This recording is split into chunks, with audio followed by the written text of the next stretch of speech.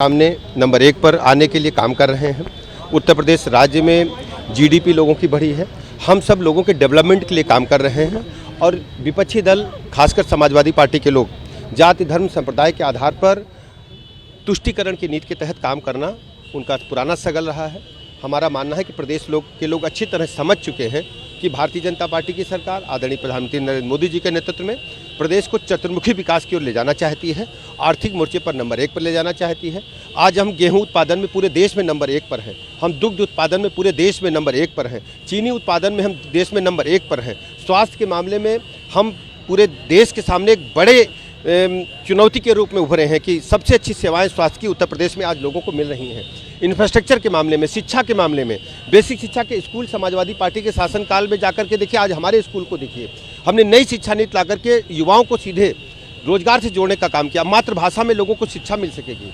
आमूलचूल परिवर्तन के लिए भारतीय जनता पार्टी की सरकार काम कर रही है। विपक्षी दल सिर्फ जाति धर्म संप्रदाय के आधार पर लोगों के बीच में वैमनस्यता फैलाकर वोट हासिल करने की जुगत में है। लेकिन प्रदेश के लोग जान चुके हैं कि समाजवादी पार्टी की सरकार जब जब सत्ता में रहती है, गुंडे माफिया मवाली लुच्चे लफंगे सत्ता पर काबिज होते हैं, इनको संरक्षण मिलता है।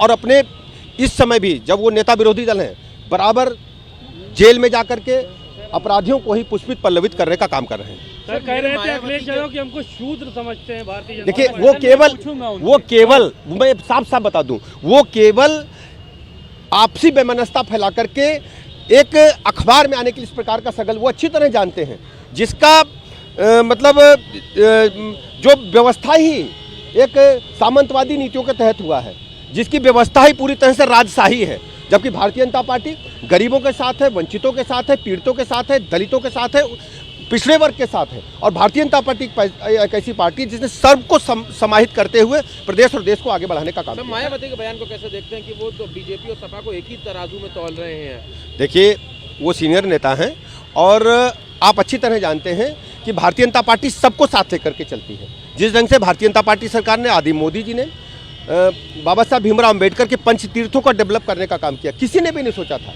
चाहे इंग्लैंड का हो, चाहे मुंबई का हो, चाहे मध्य प्रदेश का स्थल हो, हर स्थल को बाबा साहब भीमराव अम्बेडकर को असली सम्मान देने का काम आदरणीय मोदी जी ने किया है। आम बजट आ रहा है, क्या उम्मीदें हैं उत्तर प्रदेश के लिए? देखिए, उत्तर प्रदेश में आप देखेंगे और देश में देखेंगे, प्रति व्यक्ति आय लोगों की तेजी के साथ बढ़ी है, लोगों की क्रय क्षमता बढ़ी है और लोगों के जीवन स्तर में बदलाव आया है। हर गरीब आदमी, आम आदमी अपनी सरकार समझ रहा है। माननीय मोदी जी के सिवाय पहले किसी भी प्रधानमंत्री ने नहीं सोचा कि सबको पक्का मकान मिले, सबको शुद्ध पेयजल मिले, सबको बिजली मिले, सबको गैस कनेक्शन मिले, सबको शौचालय मिले। और कोरोना महामारी के दौरान तो अद्भुत निर्णय पूरे दुनिया के सामने आया कि 80 करोड़ लोगों को निःशुल्क राशन देने का काम आदरणीय मोदी जी ने किया है। तो समाजवादी स्वामी प्रसाद मौर्य के इस तरह की भाषा के बावजूद जो उनको राष्ट्रीय महासचिव बना दिया गया, आप जानते हैं उनके पास कहने को कुछ बचा नहीं। सब फ्रस्ट्रेटेड लोग हैं, चुके हुए लोग हैं। जनता ने बुरी तरह नकार दिया है। केवल सामाजिक वैमनस्यता फैला करके वो अखबार में आना चाहते हैं। जनता उनके असलियत को अच्छी तरह समझ चुकी है। सर G20 और इन्वेस्टर समिट की तैयारियां पूरी हो गई? G20 और इन्वेस्टर समिट की तैयारियां चल रही हैं। आप दुनिया नज़ारा देखेगी, भारत विश्व गुरु बनने की तरफ तेजी के साथ आगे बढ़ रहा है। आदरणीय मोदी जी के नेतृत्व में 65% जिनके पास आर्थिक व्यवस्था पूरी दुनिया की है, वो सारे देश G20 में शामिल हैं।